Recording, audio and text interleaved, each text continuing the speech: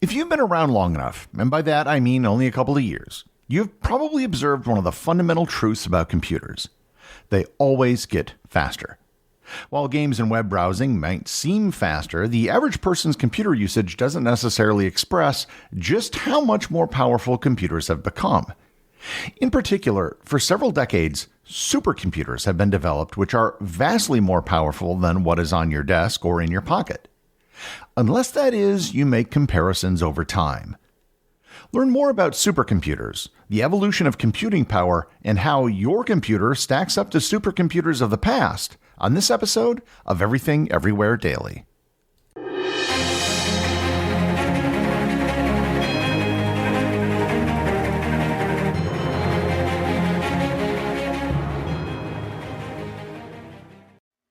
This episode is brought to you by Shopify. Forget the frustration of picking commerce platforms when you switch your business to Shopify, the global commerce platform that supercharges your selling wherever you sell. With Shopify, you'll harness the same intuitive features, trusted apps, and powerful analytics used by the world's leading brands. Sign up today for your $1 per month trial period at shopify.com/tech, all lowercase. That's shopify.com/tech. This episode is brought to you by Experian. Are you paying for subscriptions you don't use but can't find the time or energy to cancel them? Experian could cancel unwanted subscriptions for you, saving you an average of $270 per year and plenty of time. Download the Experian app. Results will vary. Not all subscriptions are eligible. Savings are not guaranteed. Paid membership with connected payment account required. The genesis of this episode has to do with a fact that I've heard many times, that your smartphone is more powerful than the computer that landed the astronauts on the moon. I really don't doubt that fact, but I was curious as to the magnitude of the truth. Just how much more powerful are today's smartphones compared to the computers used in the Apollo lunar module? That led me down a rabbit hole of the most powerful computers in history, what we would call today supercomputers, and the shocking increase in computing power since the era of computers began. Before we get into these powerful computers, we first have to have a way to compare one computer with another. Many different benchmarks and metrics have been used throughout computer history. If you ever look at a review of a computer, you'll see a host of tests that are run to evaluate performance. What we need is something that can be used over time for many different types of computers. In the past, you may have heard of computers that bragged about the number of transistors in a processor. In the 1990s and 2000s, many computers bragged about clock speed in terms of mega or gigahertz. And today, computers talk about the number of cores in their CPUs. All of these things factor into computing power. The metric that's usually used to measure computing power across all manner of computer devices is FLOPS, which stands for floating point operations per second. The question you might now have is, what is a floating point operation? A floating point operation is a computation involving floating point numbers. Floating point numbers represent real numbers that can have fractional parts, like 3.14 or negative 0.001, as opposed to integers, which are whole numbers. Basically, FLOPS is the number of mathematical calculations a computer can perform each second, regardless the number of transistors, cores, or clock speed. There are other benchmarks out there for measuring real-world performance, but this is a very good way to compare different types of computers across different periods of time. I'm not going to cover every computer which came out over the years, but rather highlight several computers that illustrate the growth in computing power. So with that, let's start with the power of the very first computer, the Electronic Numerical Integrator and Computer, or ENIAC, which was built in 1946. ENIAC was the first general-purpose computer, and it was built using vacuum tubes before integrated circuits or transistors were even invented. It was built by the University of Pennsylvania, and it was used to more quickly perform calculations for artillery estimates and engineering projects. ENIAC had a power of approximately 500 flops. I've seen estimates that were lower and higher, but as we'll see, the difference is inconsequential considering the comparisons that we're going to be making. Now let's move forward to 1952. IBM released the IBM 701 computer. While IBM had been in the business machine game for decades, this was IBM's first commercial scientific computer used primarily by government and scientific institutions. The 701 had a power of approximately 16,000 flops, or 16 kiloflops. In just 6 years, computing power had increased 32-fold. If you think a 32-fold increase is impressive, in the words of Bachman-Turner Overdrive, you ain't seen nothing yet. In 1962, IBM released the IBM 7030 Stretch, their first computer to use transistors instead of vacuum tubes. This technical change ushered in a massive jump in computing power. The 7030 Stretch was one of the first computers to achieve 1 million flops, or 1 megaflop. Just 3 years later, in 1964, the Control Data Corporation released its flagship computer, the CDC 6600. The CDC 6600 was designed by a Control Data employee named Seymour Cray, a name we will hear more from in a moment. The CDC 6600 had a computing power of 3 megaflops, a threefold increase in power over the IBM 7030 Stretch. This was the first computer which was ever called a supercomputer. Unlike the IBM 7030 Stretch, it used an integrated circuit as a central processor. The cost at the time was $2.37 million. Adjusted for inflation, it would cost about $24 million today. The CDC 6600 held the title as the world's fastest computer for 5 years, until it was replaced by the CDC 7600, which reached a performance of 10 megaflops.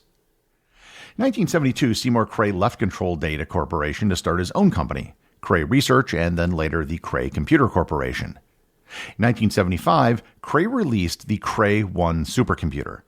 It was a revolutionary new computer and had a massive jump in computing power. It had a computing power of 160 megaflops, the first computer to break the 100 megaflop barrier.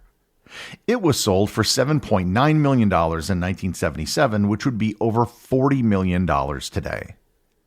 The Cray 1 was very successful, with over 100 units sold to organizations such as Los Alamos National Labs. With every new model of supercomputer, Seymour Cray attempted to get at least a 10-fold increase in improvement in computing power. And he did just that with the release of the Cray 2 in 1979. The Cray 2 introduced liquid cooling to improve its performance, and it had a computing power of 1.9 billion flops, or 1.9 gigaflops. It sold for $16 million at its release and would be worth almost $70 million today. Cray lost the title of the most powerful computer in 1986 when ETA Systems, a spin-off of Control Data Corp., released the ETA-10. The ETA-10 had a performance of 10 gigaflops. The ETA-10 was powerful, but it just didn't sell very well. In 1992, Intel released the Intel Paragon. The Paragon was different in that it was a massively parallel computer that used a large number of simpler chips and divided up problems to be calculated amongst the processors. The Intel Paragon had a power of 143 gigaflops. In 1997, the U.S. government's Accelerated Strategic Computing Initiative, or ASCII, unveiled the ASCII Red computer. It was designed for nuclear weapons testing, as underground testing had recently been banned by treaty. It had a computational power of 1.8 trillion flops, or 1.8 teraflops, becoming the first computer to ever break the teraflop barrier.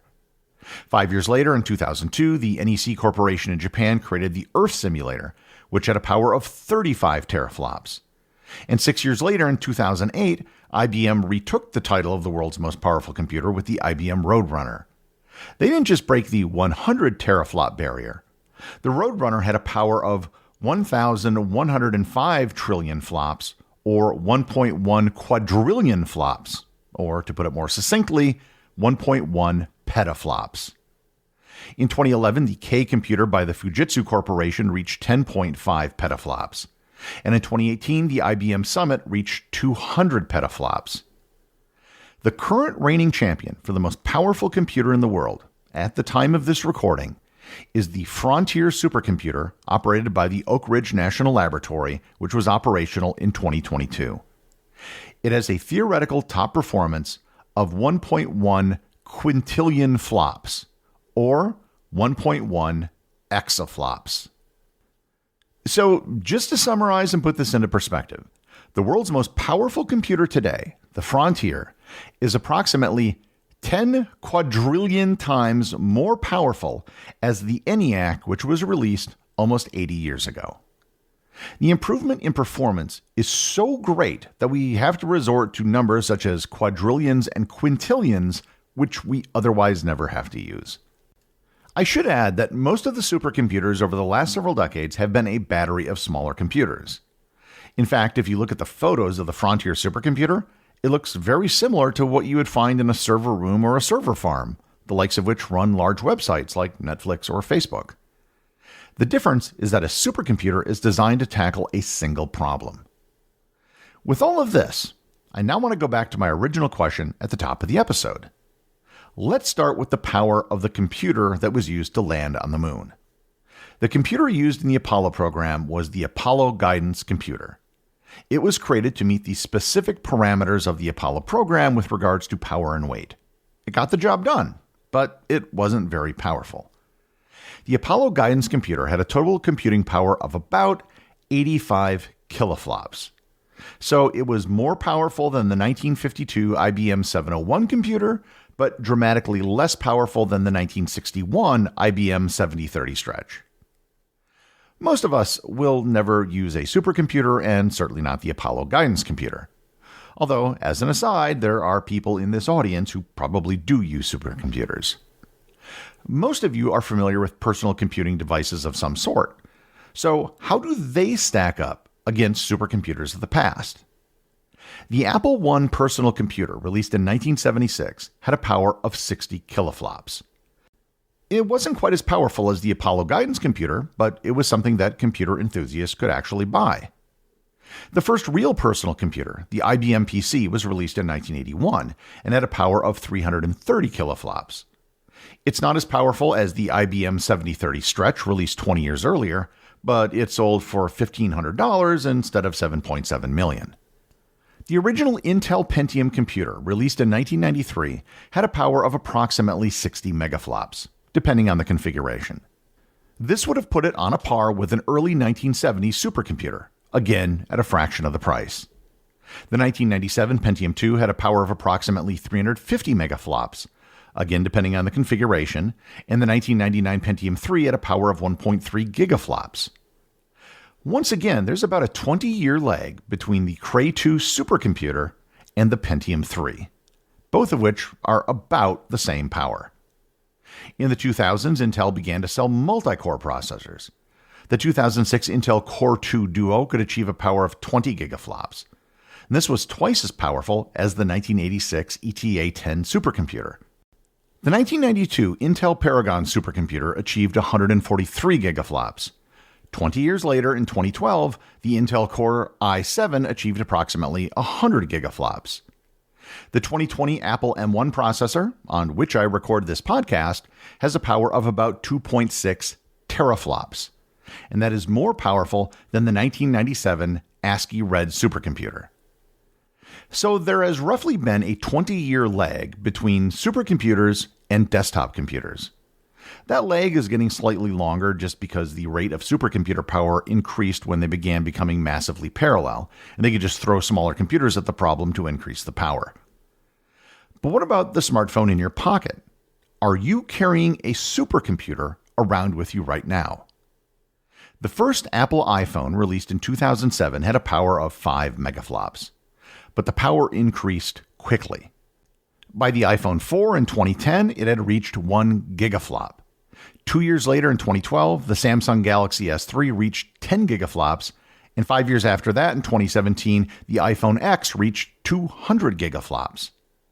My personal smartphone, an Apple iPhone 15 Pro Max, their current version at the time of this recording, has a computing power of 2.15 teraflops. The Samsung Galaxy S23 Ultra has a similar amount of computing power. So, do you have a supercomputer in your pocket? Let's put it this way. The original Jurassic Park movie, released in 1993, had its CGI effects created on 3 Cray XMP supercomputers each of which had a power of about 800 megaflops. So modern smartphones have a power over 100 times greater than the supercomputers that made Jurassic Park. As for the computer that landed on the moon, and my initial question to start off this episode, whatever desktop computer or smartphone that you might have, it is vastly more powerful. An iPhone 15 Pro is about 25 million times more powerful than the Apollo guidance computer. If there is now an approximately 25-year lag between the world's most powerful supercomputer and a smartphone, does that mean in the year 2049 everyone will have smartphones that can perform over an exaflop of calculations? Maybe. And in fact, probably. To say that computing power has increased a lot is actually a bit of an understatement. Over the last 80 years, computing power has exploded, which is why we all now carry supercomputers in our pockets. The executive producer of Everything Everywhere Daily is Charles Daniel. The associate producers are Benji Long and Cameron Kieffer.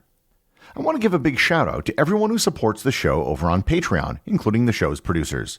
Your support helps me put out a show every single day. And also, Patreon is currently the only place where Everything Everywhere Daily merchandise is available to the top tier of supporters. If you'd like to talk to other listeners of the show and members of the Completionist Club, you can join the Everything Everywhere Daily Facebook group or Discord server. Links to everything are in the show notes.